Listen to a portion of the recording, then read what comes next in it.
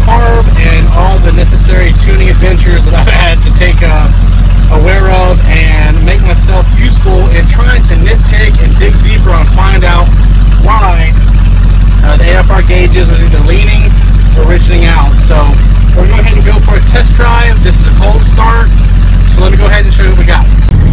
Alright guys, here we go.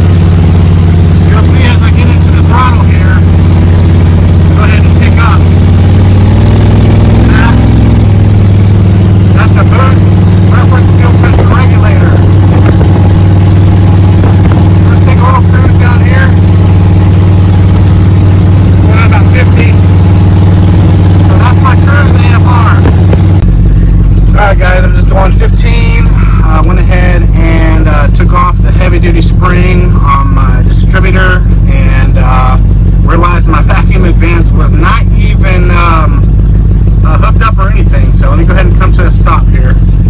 Should have got it idle. So let's see.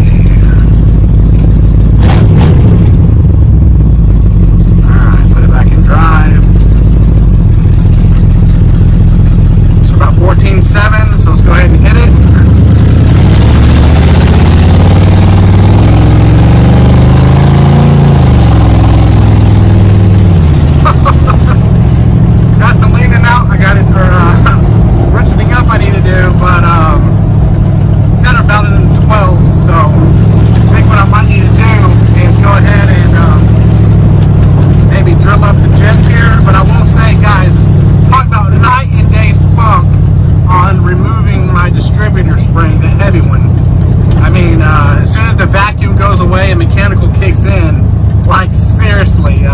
You touch the accelerator, boy, this thing it hops. So I can't wait to get it a little bit more tuned. I'll go ahead and give a big shout out to UTG, Uncle Tony's Garage. He's got a wealth of knowledge, and I follow his videos and went ahead and did a recommendation on the spring removal, and oh my gosh, guys, go check out this channel. I'll put a link down below.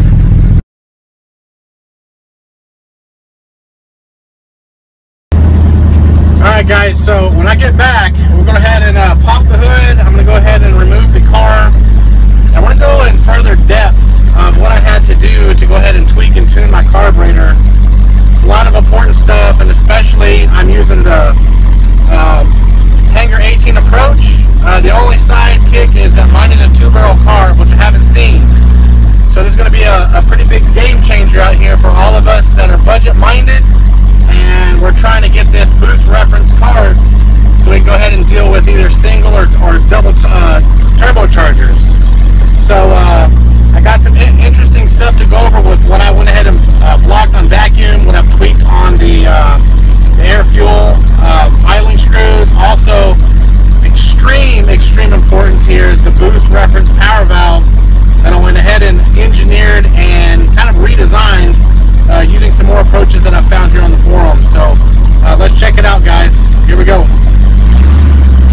right, folks, so real quick, I want to kind of go over here what I had to do to get my 2-barrel 2150 carb tuned for this low boost, which is about 6 pounds here. So this is kind of an extension on my first video on how to build a blow through. Since then, I've had to do a lot of tweaks.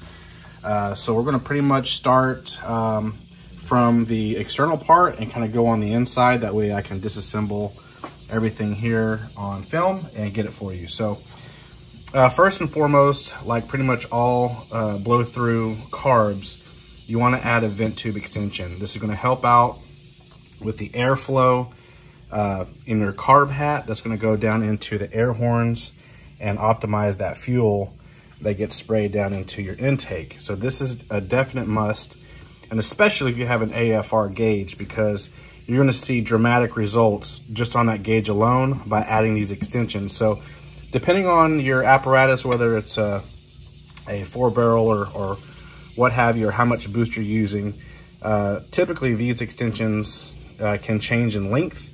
I do have a spacer, so mine are coming up a little bit higher, and they kind of curve out a little bit further. So this is just your standard brake or fuel line hose that I used, 3/8, and just kind of made the mandrel bents and put in there like that. We're going to kind of walk around the side here. So this side was where we had the whole choke portion, which is here. And what you want to do is, if you go ahead and look, is plug it with some epoxy. I use some JB Weld. This is some good stuff here. Let it cure for, as the directions indicate. This really doesn't do anything as far as vacuum. It's just holding on the arm of the actual choke. So don't really worry about that. So the only other thing really here on the outside is making sure all of your vacuum references are plugged. That's crucial. The only thing I'm leaving open is my vacuum advance, which I'll explain later. So let's go ahead and dig a little bit deeper. All right, so I'm gonna go ahead and remove my spacer. And we'll set this out of the way. I do have some additional parts here, which I'll go over that in a little bit. But we're gonna flip this over. I need to drain the gas out real quick, and I'll be back, and I'll go in depth what I've done internal here. Go ahead and just take off the 6 screws of your 2-barrel for the top plate of the carb. You can leave the vent tubes in. And I'm gonna lift this up here. Just set it right here on the spacer there. Set the gasket aside. All right, so now we're looking inside the fuel bowl.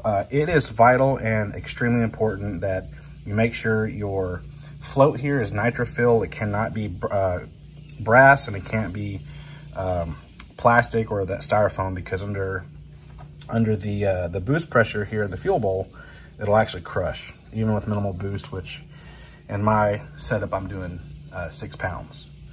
So let me go ahead and get this off and show you what we got underneath. That is a huge game changer with making this a blow through setup. All right, so just stick your screwdriver down in there and just pry up this little pin here that holds the float down to the needle and seat. And we're literally just gonna lift this up like that, carefully, that your needle comes out of the seat. You might spill a little bit of gas, that's okay. There it is, all intact. Set that carefully down somewhere. Now we're looking inside the fuel bowl here. What I want you guys to pay careful attention to before I empty out this gas is I'm gonna put my screwdriver right in front of the camera here. Obviously these are the jets, and that is your power valve, the vacuum advance, or that's typically used under vacuum. Well, here in a minute I'm going to go over what I had to do to kind of reinvent the wheel, using some information I found on forums to change it from vacuum to accept boost. And here's a good indication on what I did. So, see that? Look at that. It is now being pressed down as if it was boost. So let's empty out this fuel. I'm going to flip over the carburetor and show you what I had to do to make the power valve from vacuum to accept boost. Okay, so the carb is now flipped upside down. Here you're going to see the throttle plates. You're going to see your idle air screws and the plate here for the power valve. Real quick, so this part that actually attaches to your gasket here, or in my case, the spacers, is all these chambers from here all around is going to be facing inside your motor intake. And there are vacuum passages, like right here. I haven't epoxied it. I might later at another time, but I just went ahead and sealed it with a screw. I know for sure I will never use this one. So this vacuum passage, it comes up through here. So as you see right there, I went ahead and added some epoxy, or the JB Weld, shoved it in there and let it cure. So let me go ahead and take this plate off, and I'll show you what we got inside. All right, I got the screws out, so let's go ahead and take off the plate. Careful with your gasket. And there it is. This is the holy grail of the fuel circuit here. Definitely a game changer. All right, so real quick, for those of you who don't know, the power valve was designed with using vacuum advance, okay? So right down in here, which I also will show you when I get this off, right there, I plugged with epoxy as well. So this sucked in air from this chamber. When the cap was closed, there's a hole right there, right there. So it provided suction on the original power valve, which had a gasket. I'm going to take this out and show you, that would pull the actual seat shut on this side. So no gas, extra gas that's being used by the jets to be transferred to this power valve would actually go through until the vacuum started to decrease all the way down to 0, and to give what it needed as far as fuel to be optimized. So I'm gonna go ahead and unscrew this and show you what we got. All right, so this is epoxy as well. It looks kind of funny. But this is the original vacuum power valve that came with this carburetor. And let's see if I can zoom in. If you look right there in that little window, we have 2. All right. So I had to reverse engineer this power valve to not take vacuum, but to receive pressure. Look at my top index finger, pressure. So theoretically, if this is screwed down in here like that, with the carb turned back over the other direction, okay, these springs that come with your initial power valve has spring ratings. So this one was 6.5.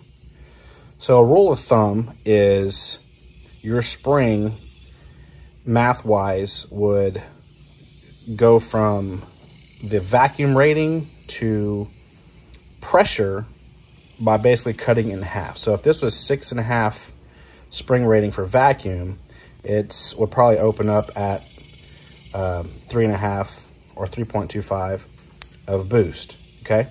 So what you do is go ahead and remove the actual diaphragm that's in here. Then you're gonna have to take a grinding wheel, okay, and grind this down just a little bit, just to where it's flat, so it will be decreased a little bit.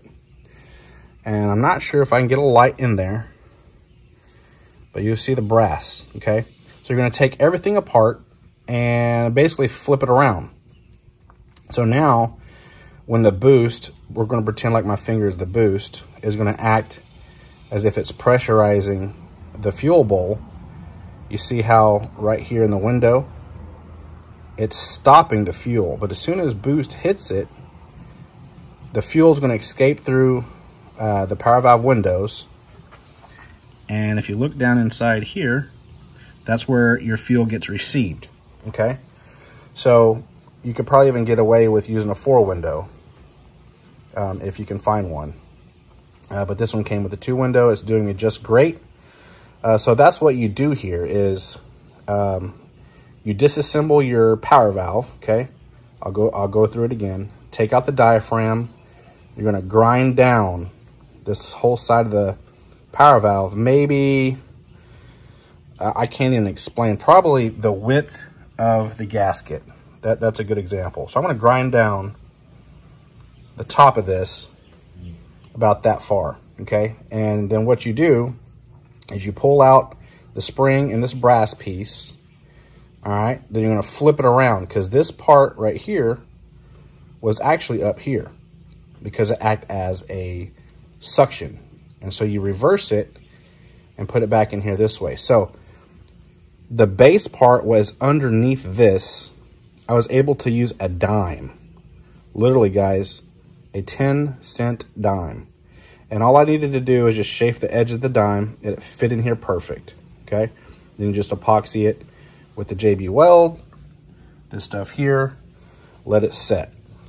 So what this does now is I'm still running vacuum advance because this isn't a race truck. I still want straight strip drivability. The vacuum no longer it's dormant here, okay? Because I plugged the hole. So now, when this carb is being pressurized, let me go ahead and flip it back over and show you this power valve here. All right, so I have the carb flipped over here. So we're going to hypothetically picture fuel. We're going to pretend I'm building boost in this chamber, okay? So typically with a vacuum advanced carburetor, you'll be using this right here, this power valve, using vacuum. So like I said before, with the reverse engineering now and flipping everything around, adding the base, the epoxy, it's now going to accept boost. And here's why. So when this chamber fills with pressure, instead of suction, it's now being forced open. See that? That little bit right here, that little bit has now made this power valve from a shut motion down in here to when it receives boost and starts pushing down, it opens up. I get all the additional fuel through my carburetor, and that is huge change when it comes to the air fuel being mixed properly. I was getting very lean up top because I had no exposure, no additional reference to get more fuel, okay? So once you do this step, rebuild your carb back together, throw it on your vehicle. Definitely look at your AFR gauges because you're gonna have to go in and adjust your idle air screws, which are right here, these brass screws, right there, that one and that one. And to get a good reading, 14.5 is kind of good, what you want at idle. And then essentially what's going to happen is once you change your air ratio, you'll have to come over here then to adjust your idle. That way everything is good. You look at your tachometer, you're going to look at your air fuel gauge, go ahead and take it for a spin. And with these vent tube extensions, okay, converting your vacuum power valve to a boost reference power valve is key. And again, this is for a 2-barrel demonstration for my setup. So if you have a 351 Windsor and you're dealing with a 2-barrel carb, these steps have worked for me and they should work for you if you follow them. I'm not going to be responsible if anything happens because you definitely need an AFR gauge to make sure you're not too rich or too lean. So it is driving amazing. So my only next step, which I will come back here in another episode, is my jets. If you look here, those holes here are pretty small. So when you're at idle or just barely rolling into the throttle, normal cruising, this is where all your fuel is coming from, are those jets. And as you start to increase the accelerator and you can see boost is starting to come in, at wide open throttle, you should be in the 11s, maybe high 10s. I'm not getting that yet because this is still restricted. So what I'm gonna go in and do in my next video, I'll come back and show you guys, is I'm going to hone a few of these and ream I want to ream out the jet holes to be larger, to accept more fuel. Yes, you're going to have to go under here, and you're going to have to change your idle air screws, and maybe even need to change your idle speed. But guys, this right here is huge. As you see here in a second, I'm going to do some drive videos, and you're going to see the response. You're going to see my air fuel statuses on the pillar. And again, this is all, I'm doing this as we go. This has been just a few days after this upload of my experience. So I hope this helps you guys. What I'm going to go ahead and do is I'm going to add some pictures throughout this build, and also drop in a couple videos of me driving Blue around with my new, somewhat 95% tuned 2-barrel blow-through carburetor. Again, guys, let's check it out. Yeah, baby, it's come a long way. Still have a little bit more tweaking to do, but we're going to get there to make sure this is perfect. Right now, it's about 99%.